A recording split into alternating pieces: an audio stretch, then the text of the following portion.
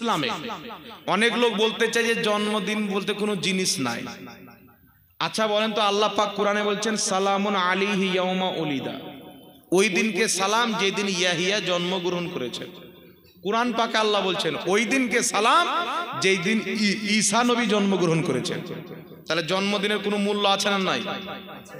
নবীদের জন্মদিনকে আল্লাহ কোরআন পাকে সালাম জানাচ্ছেন। ঈসা নবী শত শত বছর পূর্বে জন্ম নিয়েছেন, ইয়াহিয়া নবী শত শত বছর পূর্বে জন্ম নিয়েছেন। শত শত বছর পর আমার নবীর প্রতি আল্লাহ কোরআন অবতীর্ণ করে তিনাদের জন্মের দিনকে সালাম জানাচ্ছেন। বুঝা কি গেল? নবীগণের জন্মদিনের হাজারো বছর পর তাদের জন্মদিনকে স্মরণ করা আল্লাহর কোরআনের তরিকা, আল্লাহর কোরআনের তরিকা।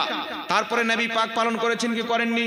নবী পাক সাল্লাল্লাহু আলাইহি ওয়াসাল্লাম সহিহ মুসলিমের হাদিস, প্রত্যেক সোমবারে রোজা রাখতেন। জিজ্ঞাসা করা হলো, ইয়া রাসূলুল্লাহ, ইয়া হাবিবাল্লাহ, আপনি প্রত্যেক সোমবারে রোজা কেন রাখেন? রাসূল পাক বলেন, ফিহি ওয়ালিদতু, এই দিনে আমি জন্মগ্রহণ করেছিলাম, তাই আমি প্রত্যেক সোমবারে রোজা রাখছি। তাহলে নবী প্রত্যেক সোমবার নিজের বার্থডে রোজা রেখে পালন করতেন। এখন প্রশ্ন হচ্ছে, নবী রোজা রেখে পালন করেছেন, আপনারা বিরিয়ানি কেন খান? করবে না? কিতাবটির নাম হচ্ছে মুসনাদে বাজ্জার। মুসনাদে বাজ্জারের মধ্যে হাদিস, মাজমাউজ জাওয়াইদের মধ্যে হাদিস, তাহজিবুত তাহজিব কিতাবের মধ্যে হাদিসটি বর্ণিত, মুসান্নাফে আব্দুর রাজ্জাক কিতাবের মধ্যে হাদিসটি বর্ণিত। হাদিসটির সনদ হচ্ছে বিশুদ্ধ। আল্লাহর নবী সাল্লাল্লাহু আলাইহি সাল্লাম নবুয়ত পেয়েছিলেন আদমকে সৃষ্টি করার পূর্বে, নবী হয়ে গেছেন, কিন্তু 40 বছর পর নবী হওয়ার এলান করেছে। কিছু মৌলবি বেরিয়েছে দেখবেন, এরা বলে নবী 40 বছর আগে নবী ছিল না। আপনারা একবার ধরেন এরকম মৌলবিকে দিয়ে আমাদের সাথে বসান, আমার নাম্বার রাখবেন, আর বলবেন যে আমাদের জাহাঙ্গীর হুজুরের সাথে একবার বস, তোর কত তেল আছে সব আমরা দেখবো বসে বসে। নবী 40 বছর পর নবী হয়েছেন, 40 বছর পূর্বে নবী ছিল না। এইরকম একটা সহিহ হাদিস কেউ যদি দেখাতে পারে, আমি তার গোলামি করতে প্রস্তুত আছি। চ্যালেঞ্জ থাকলো একটা সহিহ হাদিস যে নবী 40 বছর আগে নবী ছিল না, 40 বছর পরে নবী হয়েছে। কিয়ামতের সকাল পর্যন্ত ওয়াহাবি একটা হাদিস দেখাতে পারে না। এই আকীদাটা তাদের বিদাতি জাল আকীদা, শয়তানি আকীদা। তবে নবী মুস্তাফা আদমের সৃষ্টির পূর্বে নবী যদি সহিহ হাদিস লাগে তো আমাদের সাথে যোগাযোগ করতে হবে। মুসনাদে আহমদের মধ্যে হাদিস, 10 লক্ষ হাদিসের গবেষক ইমাম আহমদ বিন হাম্বল রাদিয়াল্লাহু তাআলা আনহু, মুসনাদে আহমদ যত হাদিসের কিতাব লেখা হয়েছে সবচাইতে বেশি হাদিস মুসনাদে আহমদের মধ্যে রয়েছে। এই হাদিসটিকে ওয়াহাবিদের গুরু নাসিরউদ্দিন আলবানী সহিহ বলেছেন। সাহাবী বলছেন, ইয়া রাসূলুল্লাহ, মাতা জুইলতা নবিয়ান, আল্লাহ আপনাকে নবী কবে বানিয়েছেন? রাসূল বলছেন, ওয়া আদামু বাইনা রূহি ওয়াল জাসাদ, আদমের দেহের মধ্যে যখন আত্মা ভরা হয়নি আল্লাহ আমাকে নবী বানিয়ে দিয়েছিলেন। আর একটু জোরে হয় না সুবহানাল্লাহ? একটা হাদিস মাত্র দিলাম, কিন্তু নবী 40 বছর পূর্বে নবী ছিল না এরকম জাল হাদিসও নাই। আল্লাহ এদেরকে হেদায়েত দান করুক, সকলে পড়ুন আল্লাহুম্মা আমিন। হযরতে আব্দুল্লাহ ইবনে আব্বাস তাফসীর ইবনে আব্বাসের মধ্যে লিখেছেন, নবী হয়েই জন্মগ্রহণ করেছেন, নবী হয়ে জন্মগ্রহণ করেছেন। সাহাবী রাসূল আব্দুল্লাহ ইবনে আব্বাস তাফসীর ইবনে আব্বাসের মধ্যে লিখেছেন। আর ওয়াহাবি গাধা নোংরা আকীদা প্রচার করছেন। আল্লাহ এদেরকে হেদায়েত দান করুক, সকলে পড়ুন আল্লাহুম্মা আমিন। আল্লাহর নবী 40 বছর পর নবী হওয়ার এলান করেছেন। আচ্ছা বলেন তো বাবা, আমি বক্তা হওয়ার আগে কেউ আমাকে চিনতেন? জি চিনতেন না? না, প্রচার হলো তেবি তো চিনতে পারলেন। তো নবী যদি আগে নবুয়তের এলান করে দিতেন তো ইহুদিরা নবীকে শহীদ করে দিত। অনেক নবীকে শহীদ করে দেওয়া হয়েছিল। 40 বছর পর্যন্ত নবী নিজেকে আগে মানুষের অন্তরে জায়গা বানিয়ে বসিয়েছেন। 40 বছর পর আল্লাহ বলছেন, নবী আব তুমি নবুয়তের এলান করো। নবী হওয়া আলাদা, নবুয়ত প্রচার করা আলাদা। বিমল দাসের বেটা বলছেন, 40 বছর আগে যদি নবী থাকতেন তাহলে নবুয়তের দায়িত্ব কেন পালন করলেন না? 40 বছর পূর্বে নবী যদি নবী থাকতেন তাহলে নবুয়তের দায়িত্ব কেন পালন করলেন না? এখন আমি আপনাকে বলতে চাই, কোরআন পাকের মধ্যে আছেন হযরতে মারিয়ামের পেটে ঈসা নবীকে আল্লাহ বিনা বাপে ডাইরেক্ট আত্মা ভরেছিলেন জিবরিলের মাধ্যমে। তো ঈসা নবী জন্মগ্রহণ করলেন, তো লোকজন তো বলছে, মারিয়াম তোমার তো বিয়ে হয়নি, বাচ্চা কোথায় পেলে? মারিয়াম বলছে, ওই বাচ্চাকে জিজ্ঞাসা করো। কয়েকদিনকার ছেলে কোলে আছেন। ঈসা নবী বলছেন, আল্লাহ কোরআন পাকে বলেছেন, ইন্নী আব্দুল্লাহি ওয়া আতানিয়াল কিতাবা ওয়া জাআলানি নবিয়্যা, নিশ্চয় আমি আল্লাহর বান্দা, আল্লাহ আমাকে কিতাব দিয়েছেন, ওয়া জাআলানি নবিয়্যা, আল্লাহ আমাকে নবী বানিয়ে দিয়েছেন। মায়ের কোলে বলছেন আল্লাহ আমাকে নবী বানিয়ে দিয়েছেন, উনি মায়ের কোলই নবুয়ত পেয়ে গেছেন। আর ঈসা আলাইহিস সালাম কত বছর পর নবুয়তের এলান করেছেন? 30 বছর পর। 30-40 কত অনেক রকমের কল আছে, কিন্তু বাচপানে নবুয়তের এলান করেননি। তাহলে কি বলবে যে উনি বাচপানে নবী ছিলেন না? তাহলে কোরআনের ইনকার হবে। আল্লাহ পাক বলছেন, ইয়া ইয়াহইয়া খুযিল কিতাবা বিকুওয়াতিন ওয়া আতাইনাহুল হুকমা সাবিয়া। আল্লাহ পাক বলছেন, ইয়াহিয়া শক্ত করে মজবুত করে কিতাবকে ধরো, আমি আমার ইয়াহিয়াকে শিশু অবস্থায় নবুয়ত দান করেছি। ছোট্ট কালে আল্লাহ ইয়াহিয়া নবীকে নবুয়ত দিয়েছেন, নবুয়ত এলান করেছেন বড় হয়ে। তাই কি গাঁজাখোর বলবে যে আগে উনি নবী ছিলেন না? তো পড়া লেখা করে বক্তব্য দিতে হবে। সারা জিন্দেগি কম্পিউটারে আপনার গান লোড করে দিয়ে 10 টাকা কামিয়েছে। সারা জিন্দেগি কম্পিউটার কাওয়ালি লোড করে দিয়েছে, ফিল্ম সিনেমা লোড করে দিয়েছে। এইরকম জাহিল মূর্খ আজ মুসলমানের নেতা মাথায় নিয়ে ঢুয়ে বেড়াচ্ছে, যাকে বাগদাদি কায়দা পড়া ঢং নাই, নুরানি কায়দা পড়া ঢং নাই, সূরা ফাতিহা পড়া ঢং নাই। এইরকম লোককে ধর্মের গুরু বানা, এটা কিয়ামতের আলামত। এটা কিয়ামতের আলামত। এই জন্য নবী দিবস আল্লাহর নবী 40 বছর পর নবুয়তের এলান করলেন। সাহাবায়ে কেরামকে নিজের জন্মদিনে একত্রিত করলেন, ছাগল জবাই করে সাহাবাকে খাওয়ালেন। ইমাম জালালউদ্দিন সিউতি আল হাবিলিল ফাতাওয়ার মধ্যে লিখছেন, নবী মুস্তাফা 40 বছর বয়সে নবুয়তের এলান করার পর জন্মদিনকে কেন্দ্র করে ছাগল জবাই করে সাহাবাকে খাইয়ে নিজের মিলাদ জন্মদিন পালন করেছেন। সুবহানাল্লাহ, সুবহানাল্লাহ। আর একটু জোরে হবে না সুবহানাল্লাহ? সুবহানাল্লাহ।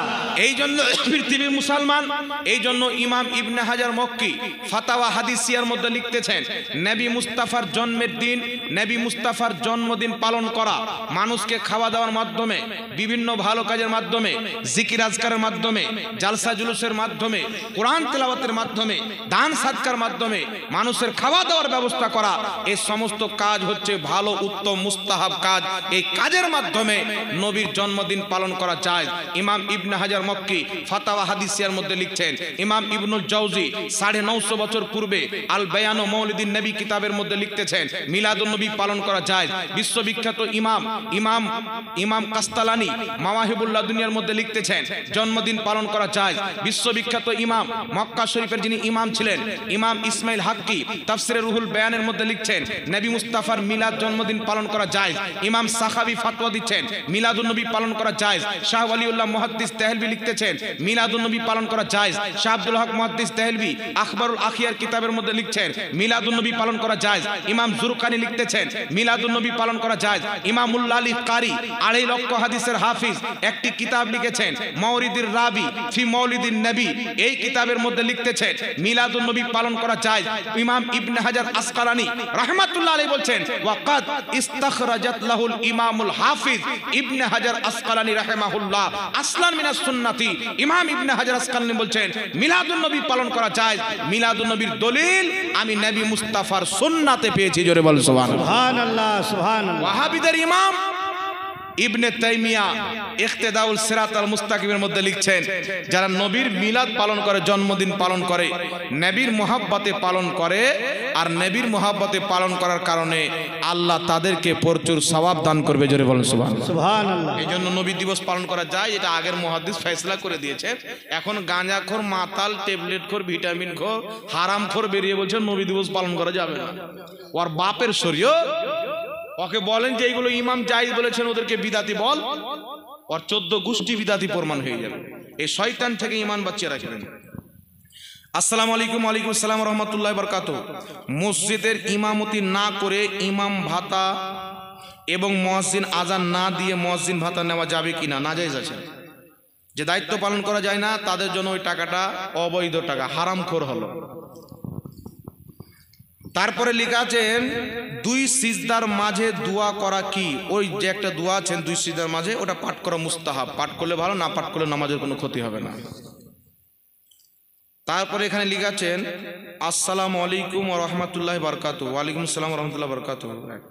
কুরবানির মাংস কতদিন খাওয়া যাবে? যতদিন রাখতে পারবেন ভালো করে ততদিন খাবেন, নাকি? জি। তারপরে লেখা আছে কোন মাযহাব সঠিক, আহলে হাদিস না সুন্নি? আহলে হাদিসদের আকীদা হলো নবী মরে মাটির সাথে মিশে গেছেন। তাকওয়াতুল ঈমানে আহলে হাদিসদের গুরু ইসমাইল দেহলভী 50 পৃষ্ঠার মধ্যে লিখছেন নবী মরে মাটির সাথে মিশে গেছেন। তাকওয়াতুল ঈমান 51 পৃষ্ঠার মধ্যে। এই আপনারা কেন কথা বলছেন গো? আপনাদের কিন্তু এই ব্যবহারটা আমাকে ভালো লাগছে না। আমার বক্তব্য শুনে চুপচাপ বসে আমার দিকে তাকান, তেবি তো মনে হবে আপনি শুনছেন। না শুনলে আমি বোকা আপনাকে শোনাবো, বাড়ি চলে যাবো। আপনারা সবসময় দেখছেন, ঠিক কেন থাকবো? চুপচাপ কিছুক্ষণ শুনেন, এমনিতে টাইম হয়ে গেছে, নাহলে বলেন অমালিনী বালা বলে দিচ্ছি। তো একটু 10-20 মিনিট বলবো, একটু শুনেন, আপনার জীবনে কাজে আসবে। কথা বুঝতে পারছেন?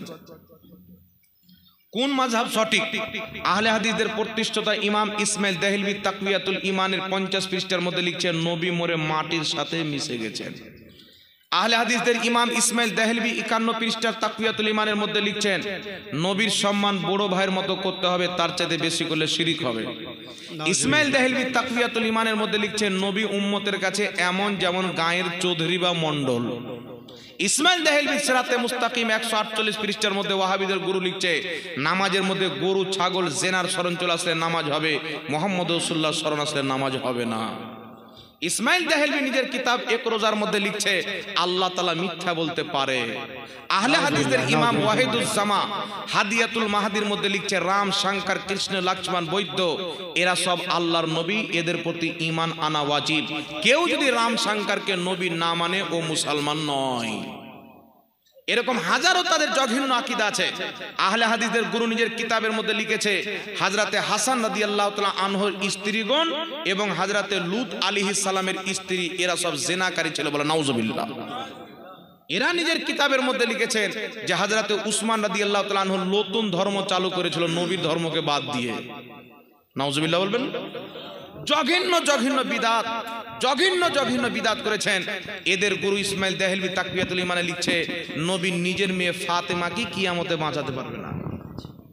তাই আব্দুর রাজ্জাক বাংলাদেশের বলছে নবী কিয়ামতে ফেল করে তাকিয়ে থাকবে, আমার নেকির পাল্লা ভারী হচ্ছে না, গুনহার পাল্লা ভারী হচ্ছে। নাউজুবিল্লাহ বলছে নবী নিজের মেয়ে ফাতেমাকে বাঁচাতে পারবে না।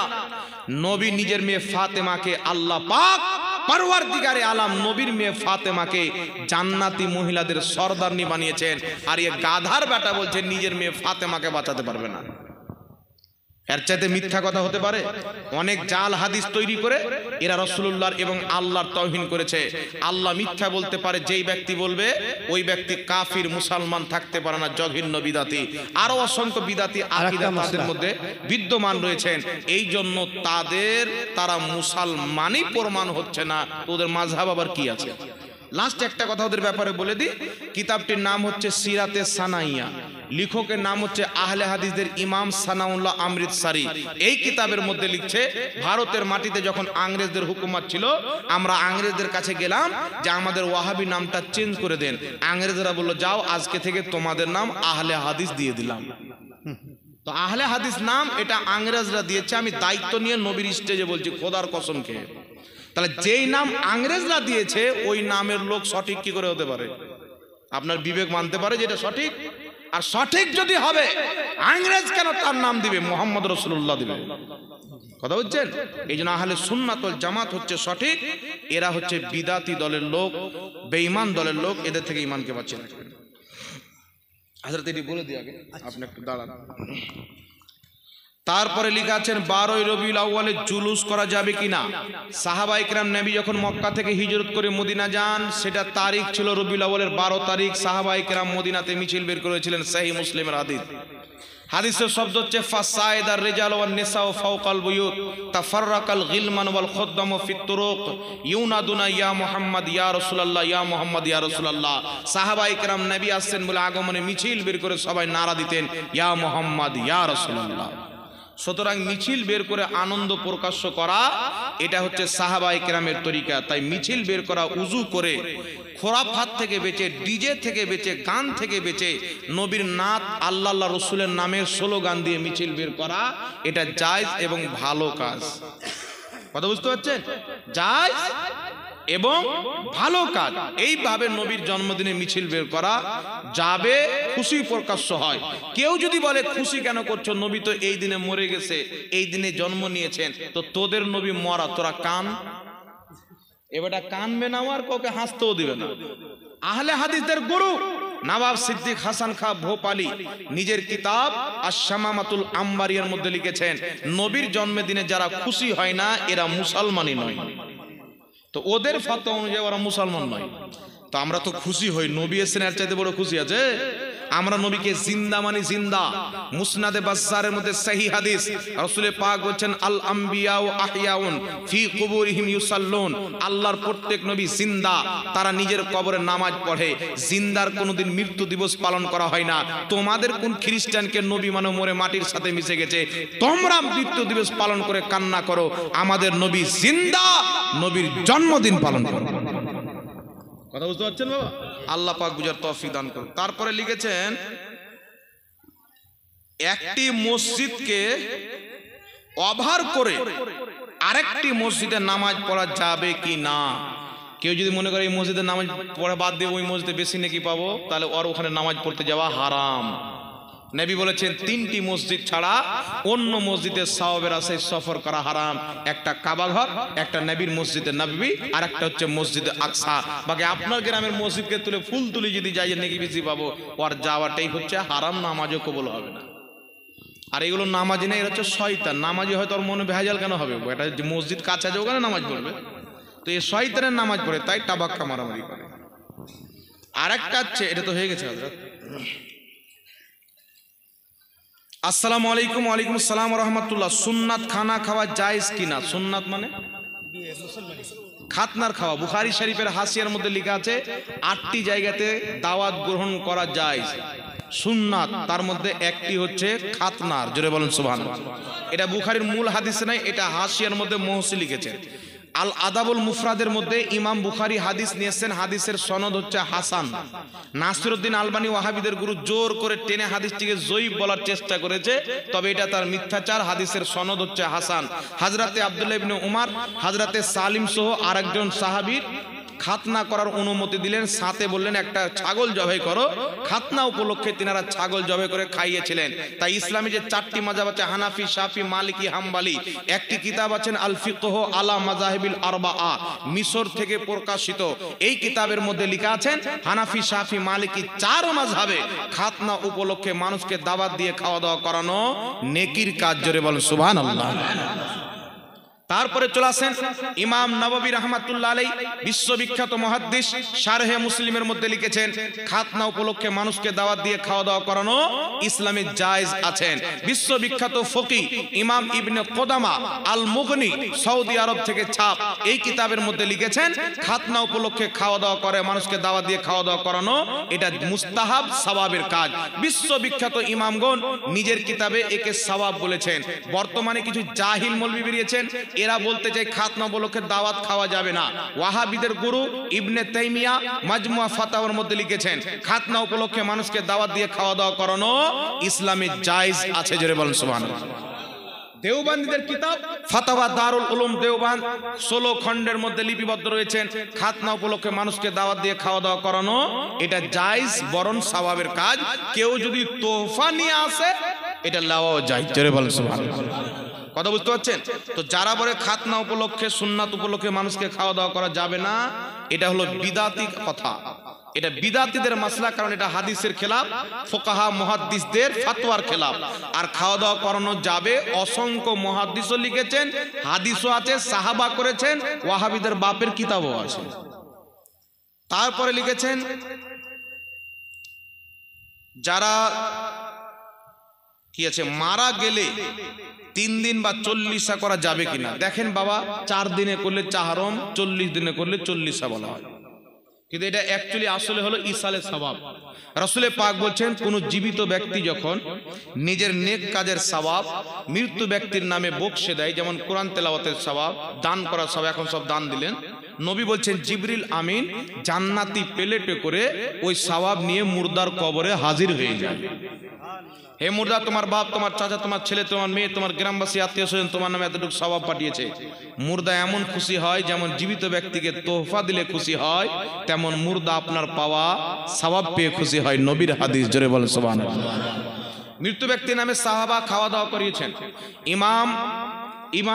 ইমাম ইবনে রজব তাফসিরে ইবনে রজবের মধ্যে এবং আহওয়ালুল কুবুরের মধ্যে ইমাম জালালউদ্দিন সিউতি আল হাবিলিল ফাতাহর মধ্যে হাদিসটি উল্লেখ করেছেন সনদ সহ।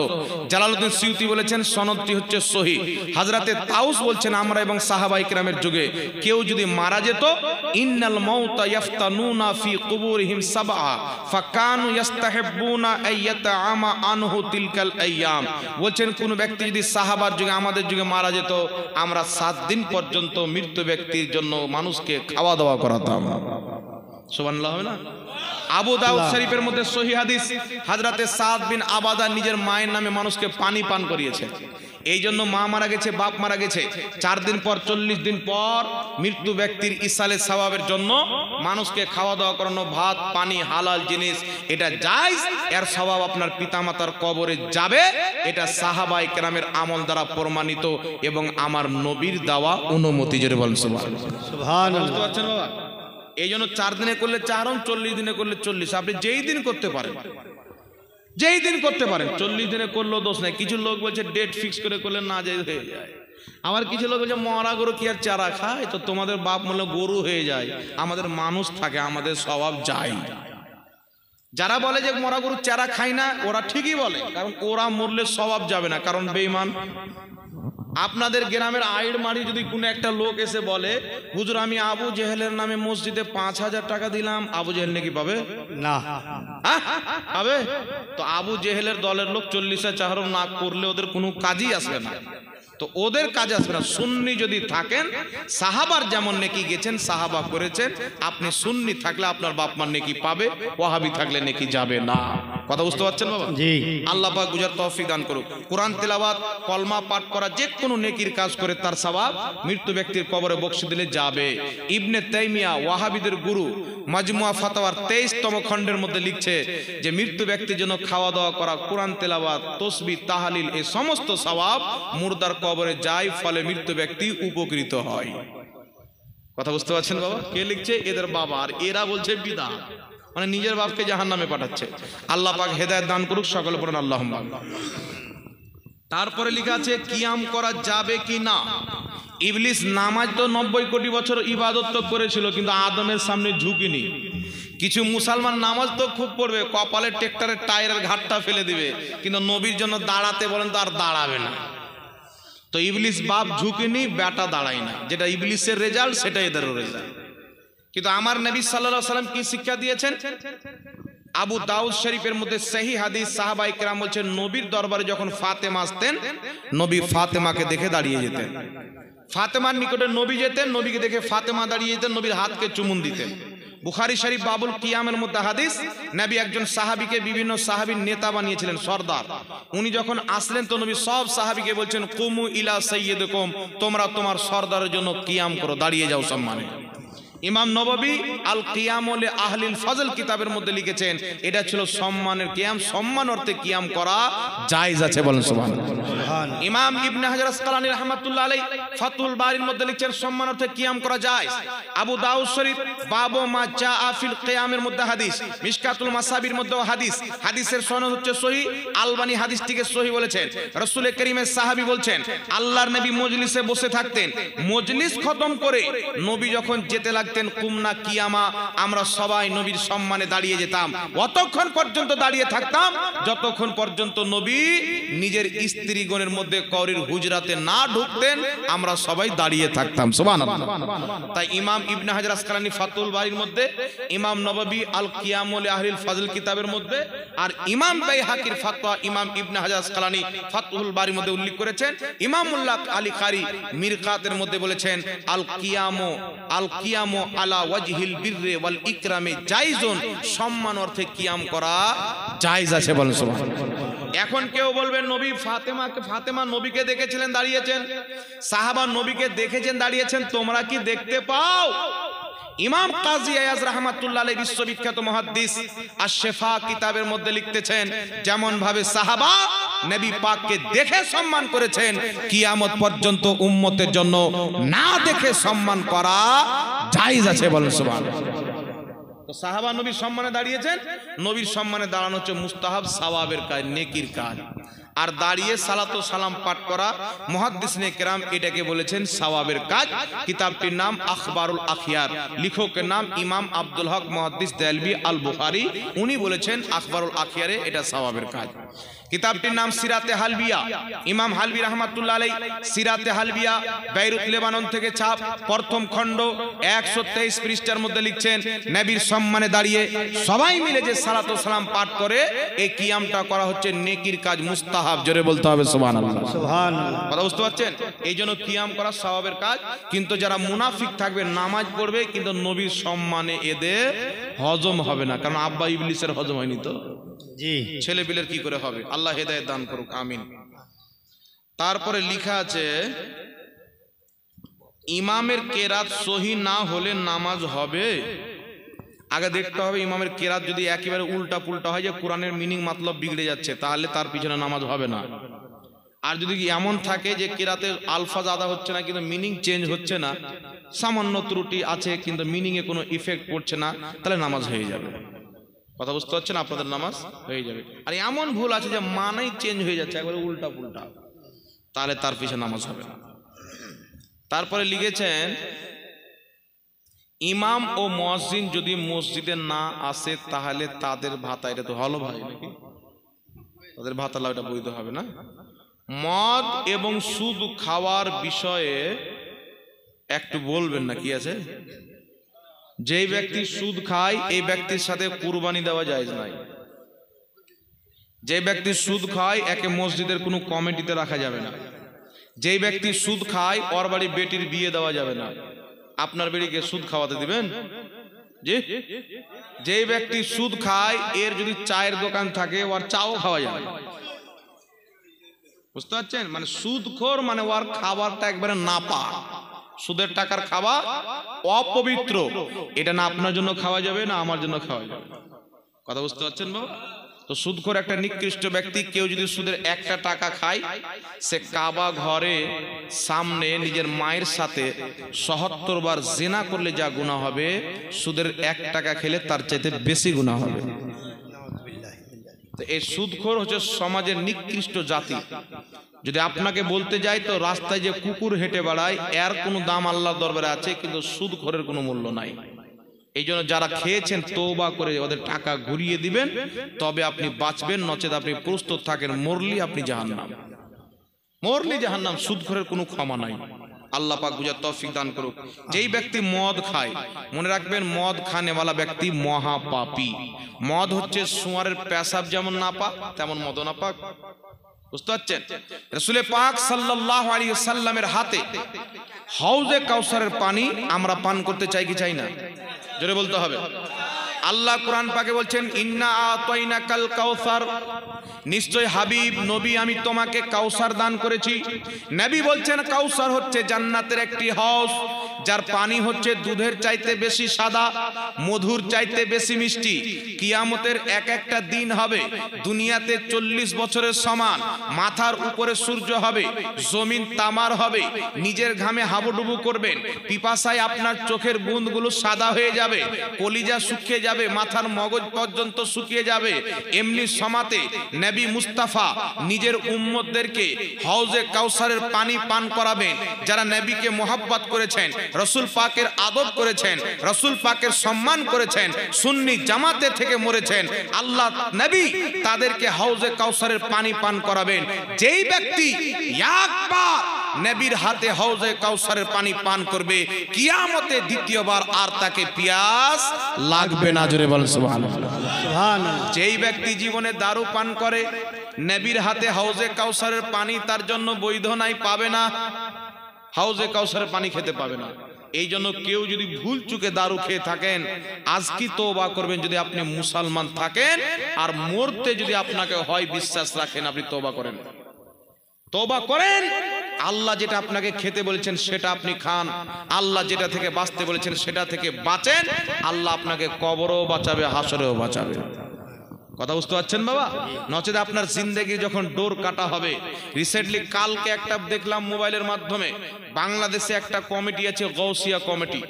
বাংলাদেশের মাটিতে একটা এলাকা আছে চট্টগ্রাম বলে নাম। এই চট্টগ্রামে পাকিস্তানের একজন আলে নবী আওলাদে গৌসে আজম সৈয়দ তৈয়ব শাহ রহমাতুল্লাহ আলাইহি, বহুত বড় আল্লাহর ওলি, বহুত বড় গৌসে জামা, ইনি একটা মাদ্রাসা কায়েম করেছেন।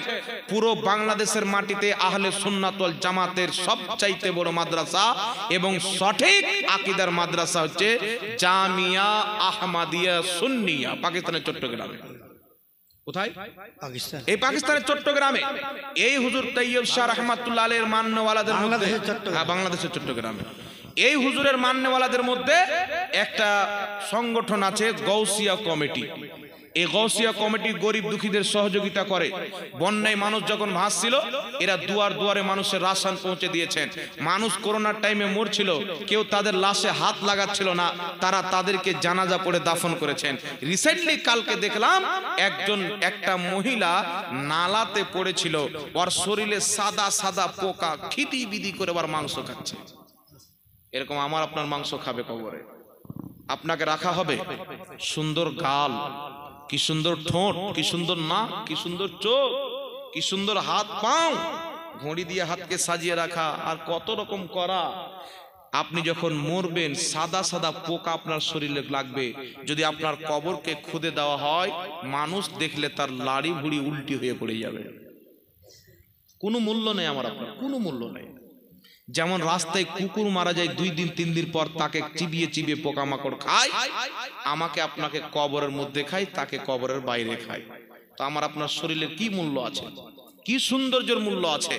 তবে যদি নবীর গোলাম হয়ে যেতে পারেন, রাসূলের সুন্নাতের প্রতি জীবন যাপন করে যেতে পারেন, সুদ মদ থেকে বেঁচে কবরে যেতে পারেন, তো জমি मैली नहीं होती, जमान मैला नहीं होता, मोहम्मद के গোলামों का कफन मैला नहीं होता। বরেলি শরীফের মাটিতে একজন আল্লাহর ওলিকে 500 বছর পূর্বে দাফন করা হয়েছিল। যোগী সরকার কবরকে যখন ভাঙলো, কবরের উপরকার পাটাটন হটলো, 500 বছর পর লাশকে বের করা হলো। যেমন কাফন সহ রেখেছিল, 500 বছর পর তেমনই বেরিয়েছে। বল সুবহানাল্লাহ। ওয়াহাবি হুকুমত যখন ভারত বাংলাদেশের আপনার এই সৌদির মাটিতে আসলো, সৌদির নাম ছিল হেজাজ, হেজাজে মুকাদ্দাস। এই হেজাজের মাটিতে, আরবের মাটিতে যখন ওয়াহাবি মতবাদকে আমেরিকা, বার্তানিয়া, ইহুদি খ্রিস্টানরা কায়েম করলো, সুন্নি হুকুমতকে ভেঙে ফিলিস্তিনে ইসরায়েল তৈরি করার জন্য। তারা জানে যদি সুন্নি হুকুমত থাকে কোনোদিন ইসরায়েল তৈরি করা যাবে না, আগে এই হুকুমতকে শেষ করে ওয়াহাবি হুকুমত চালু করো, তারা আমাদেরই পাউচাটা গোলাম থাকবে। এই জন্য ডোনাল্ড ট্রাম্প রিসেন্টলি 3-4 দিন পূর্বে সৌদির মাটিতে আসলো, সোনার মালা পরালো, মহিলাদেরকে সাদা কাপড় পরিয়ে চুল খুলে চুল হিলিয়ে হিলিয়ে তার স্বাগতম করা হলো, ওয়েলকাম করা হলো, জঘন্য ভাবে তার স্বাগত করা হলো। যদি সুন্নি হুকুমত থাকতো, ডোনাল্ড ট্রাম্পের পিঠের চামড়া তুলে নিত। কারণ ফিলিস্তিনের মুসলমানকে মারা হচ্ছে, এর পিঠে সবচাইতে বড় হাত আমেরিকার রয়েছে, সবচাইতে বড় দালাল ইসরায়েলের আমেরিকা রয়েছে। এই জন্য পৃথিবীর মুসলমান ওই ওয়াহাবি মতবাদকে ওখানে যখন ভুললো, ওয়াহাবি মতবাদ 1922 সালের ফটো দেখবেন, জান্নাতুল বাকির কবরের উপরে গুম্বাদ তৈরি করা আছে। তারা সাহাবার কবরে বম ব্লাস্ট করলো, তাবিনদের কবরে বম ব্লাস্ট করলো। 1450 বছর পর নবী মুস্তাফার সাহাবী হযরতে জহির বিন কায়েস রাদিয়াল্লাহু তাআলা আনহুর কবরকে যখন বম ব্লাস্ট করা হলো, কবরের উপরকার পাটাটন উড়ে গেল, লাশ বেরিয়ে আসলো। 1450 বছর পূর্বে নবীর সাহাবী জহির বিন কায়েসকে যেমন দাফন করা হয়েছিল, 1450 বছর পর তিনার লাশ মুবারক তেমনই ছিল। মুসলমান সুবহানাল্লাহ, সুবহানাল্লাহ। এই জন্য কবি বলছেন, জমি मैली नहीं होती, जमान मैला नहीं होता, मोहम्मद के गुलामों का कफन मैला नहीं होता। जुआ खेले আর সুদ খেয়ে, নামাজ ছেড়ে, বিভিন্ন রকমের নোংরা কাজ করে যখন কবরে যাবেন, আপনার ওই রকম অবস্থা হবে। রাস্তায় যদি কোনো গরু, ছাগল, কুকুর মরে পড়ে থাকে, 2 দিন 3 দিন পর তার শরীর থেকে পোকা জন্ম নেয়, সাদা সাদা খলবল খলবল করে, গুনতে পারবেন না। ফুটো ফুটো করে তার শরীরকে যেমন ভাবে খায়, আপনার গালকে খাবে, আপনি দেখতে পাবেন, কষ্ট হবে, কিছু করতে পারবেন না। বাঁচতে হবে বাবা, কবর খুব ভয়ানক। কি দিয়ে আপনাকে বুঝাবো? বন্ধ করেন মদ পান করা, বন্ধ করেন আপনি সুদ খাওয়া, বন্ধ করেন জুয়া খেলা, মসজিদকে আবাদ করেন, আল্লাহর জন্য জীবন যাপন করেন। এই দুনিয়াতে নয়, জান্নাতে আল্লাহ আপনাকে হিরো বানিয়ে দিবে। সুবহানাল্লাহ, সুবহানাল্লাহ। আল্লাহ পাক বুঝার তৌফিক। আর একটা প্রশ্ন, মহিলাদের ঈদ বকরা ঈদ বা 5 ওয়াক্তের কোনো জামাত সহকারে নামাজ আছে কিনা? মহিলাদের নামাজ, নবী পাকের যুগে মহিলারা মসজিদে নামাজ পড়তে যেত জামাতের সাথে। আল্লাহর নবী সাল্লাল্লাহু আলাইহি সাল্লামের বুখারীতে হাদিস আছে, মহিলারা ঈদের নামাজও পড়তে যেত। এটা খালি শুনলেন বাবা, শেষ করবো, একটু দেখেন। নবী পাক সাল্লাল্লাহু আলাইহি সাল্লাম একদিন ইরশাদ করলেন, তোমরা মহিলাদেরকে মসজিদ আসতে নিষেধ করিও না, ঈদগাহতেও মহিলাদেরকে নিয়ে এসো। তারপর নবী পাক বলেছেন, আবু দাউদ শরীফের মধ্যে সহিহ হাদিস, মুসনাদে আহমদের মধ্যে সহিহ হাদিস, হাকিম আল মুস্তাদরাকের মধ্যে সহিহ হাদিস। আপনারা কথা বলিয়েন না। আল্লাহর নবী আলাইহিস সালাতু ওয়াস সালাম বললেন, মহিলাদের মসজিদে নামাজ পড়ার চাইতে বাড়িতে নামাজ পড়া বেশি উত্তম। বাড়িতে নামাজ পড়ার চাইতে, আংনাতে বারান্দাতে নামাজ পড়ার চাইতে ঘরের কোণাতে নামাজ পড়া সব চাইতে বেশি উত্তম। সুবহানাল্লাহ। আরেকটি কিতাব মাজমাজ জাওয়াইদের মধ্যে সহিহ হাদিস, ইমাম হাইসামি হাদিস উল্লেখ করে নিজেই সহিহ বলেছেন। একজন সাহাবীর স্ত্রী উম্মে হুমায়দ, আল্লাহর নবী বলছেন, উম্মে হুমায়দ, তুমি আমার পিছে নামাজ পড়তে খুব ভালোবাসো, কিন্তু আমার পিছে আমার মসজিদে নামাজ পড়ার চাইতে তোমার গ্রামের মসজিদে নামাজ পড়া বেশি উত্তম। তোমার গ্রামের মসজিদে নামাজ পড়ার চাইতে তোমার বাড়িতে নামাজ পড়া বেশি উত্তম। বাড়ির বারান্দায় নামাজ পড়ার চাইতে ঘরের কোণাতে নামাজ পড়া সব চাইতে বেশি উত্তম। সুবহানাল্লাহ, সুবহানাল্লাহ। হযরত উম্মে হুমায়দ বাড়ি এসে নিজের স্বামীকে বললেন, স্বামী গো, একটা ঘরে আমাকে জায়গা করে দাও, আমি এখানেই নামাজ পড়বো। ঘরের কোণাতে অন্ধকারে জায়গা করে দেওয়া হলো। হযরতে উম্মে হুমায়দ আজীবন সেখানেই নামাজ পড়েছেন। তিনার ইন্তিকাল হয়েছে তো জানাজা ওই জায়গা থেকেই উঠেছে। জোরে বলেন সুবহানাল্লাহ। এই জন্য বিরাদর ইসলাম, মহিলারা বাড়িতে নামাজ পড়লে বেশি নেকি। হযরত উমর ফারুকের খেলাফত আসলেন, মহিলাদের ক্যারেক্টারের মধ্যে কিছুটা ত্রুটি প্রবলেম আসলো।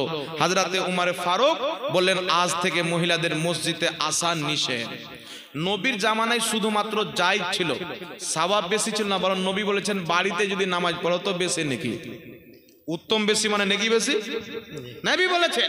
কিন্তু মসজিদে গিয়ে যেমন পুরুষ ৭০ গুণা বেশি নেকি পাবে জামাতে বসলে, মহিলাদের এরকম কোনো মসলা নেই। ওরা বাড়ির কোণাতে যদি নামাজ পড়ে জামাতেরও স্বভাব পাবে, আর পর্দা করার এক্সট্রা 25 গুণা বেশি নেকি পাবে। ইমাম জালালউদ্দিন সিউতি জামে ও সাগের মধ্যে লিখেছেন মুসলমান। কথা বুঝতে পারছেন? এই জন্য মহিলাদের মসজিদে যাওয়া নিষেধ, উমর ফারুক নিষেধ করে দিলেন। বুখারী শরীফের মধ্যে হাদিস, হযরতে মায়েশা সিদ্দিকা রাদিয়াল্লাহু তাআলা আনহা মহিলাদেরকে বলছেন, তোমরা যা নিজের হুলিয়া চরিত্র বানিয়ে নিয়েছো, যদি নবী মুস্তাফা আজ জাহিরি জিন্দেগিতে থাকতেন তোমাদেরকে মসজিদে আসতে নিষেধ করে দিতেন। সুবহানাল্লাহ হবে না? সুবহানাল্লাহ। তোমাদেরকে মসজিদে আসতে নিষেধ করে দিতেন। তাহলে বুঝা কি গেল, মহিলাদের কিছু ক্যারেক্টার, কিছু চরিত্র ইদিক উদিক হওয়ার কারণে মসজিদে যাওয়া নিষেধ হয়ে গেছেন।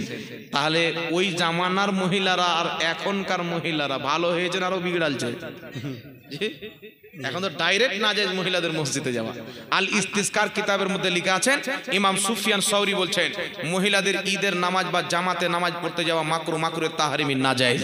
ইমাম ইবনুল মুবারক একই কথা বলেছেন, আল ইস্তিসকার মধ্যে লেখা আছে। তেমনি ইমামে আজম আবু হানিফা বলেছেন, মহিলাদের মসজিদে নামাজ পড়তে যাওয়া মাকরুয়ে তাহরিমি, গুনহার কাজ। কথা বুঝতে পারছেন? শুধু মক্কার মদিনাতে গিয়ে পড়বে, ওখানে হজ করতে যাই ওই মসলা ওখানে আলাদা হয়ে যায়। যাক বিরাদর ইসলাম, আর আরেকটা মশলাকে বকরা ঈদের চাঁদ ওঠার পর কোনো হালাল পশু জবাহ করা যাবে কিনা, এক কথা গোশত খাওয়া যাবে কিনা? বকরি ঈদ চাঁদ উঠার পর, হ্যাঁ হ্যাঁ, জিলহিজ্জা মাসে চাঁদ উঠার পর, কুরবানির চাঁদ উঠার পর বকরি, মুরগি, গরু, ভুঁইস, উট সব জবাই করা জায়েজ আছে, খাওয়াও জায়েজ আছে, কোনো সমস্যা নাই। যাদের নামে কুরবানি আছে, নখ কাটবে না, মোচ কাটবে না, দাড়ি কাটবে না, নিজের অঙ্গ প্রত্যঙ্গর কোনো জায়গায় চুল কাটবে না চাঁদ উঠে গেলে। আর যদি তার 40 দিন পারিয়ে যায়, চাঁদ উঠে গেছেন 40 দিন পারিয়ে যাচ্ছেন, তো না কাটাটা হচ্ছে মুস্তাহাব। চুল মোচ দাড়ি এগুলা কিছু, দাড়ি তো 12 মাস কাটে হারাম, বাকি যেগুলো কাটার জিনিস আছে এইগুলো কাটাটা না কাটা হচ্ছে মুস্তাহাব কুরবানির চাঁদে। আর যদি কোনো ব্যক্তির 40 দিন পারিয়ে যায় তাহলে এটা হবে মাকরুহে তাহরিমি নাজায়েজ। তাই মুস্তাহাবকে বাদ দিয়ে 40 দিন যদি পারিয়ে যায়, চাঁদ উঠে গেলেও তাকে কাটতে হবে। কথা বুঝতে পেরেছেন? গুনাহ থেকে বাঁচতে হবে। মুস্তাহাব না করলে গুনাহ হবে না, তবে নেকিটা ছুটলো। আর 40 দিন পারিয়ে গেলে না কাটেন তাহলে মাকরুহে তাহরিমি হয়ে যাবে, আপনার কবিরা গুনাহ হবে। এই জন্য 40 দিন পারিয়ে যাচ্ছে, তাই এই জন্য চাঁদ যখন দেখছেন কালকে বা পরশু উঠবে, আজকে সব কেটে রেডি হয়ে যান, কুরবানি করা পর্যন্ত কিছু কাটবেন না, সওয়াব পাবেন, প্রচুর নেকি পাবেন। কথা বুঝতে পেরেছেন? বাকি মাংস, গরু তরু এগুলোর মাংস খাওয়া যাবে, কোনো সমস্যা নেই।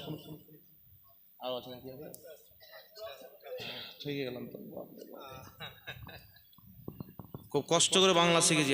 ইমামের কি আছে, ইমামের স্ত্রী পালিয়ে যায়, আবার ফিরে আসলে উক্ত ইমাম স্ত্রীকে গ্রহণ করতে পারবে কি পারবে না?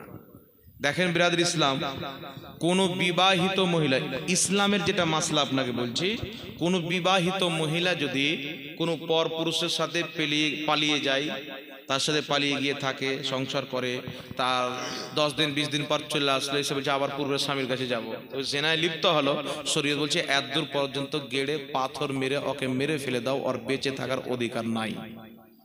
ও হলো নিকৃষ্ট জাহান্নামী মহিলা, রাস্তার কুকুরের দাম আছে, ওই মহিলার ইজ্জতের কোনো দাম নাই।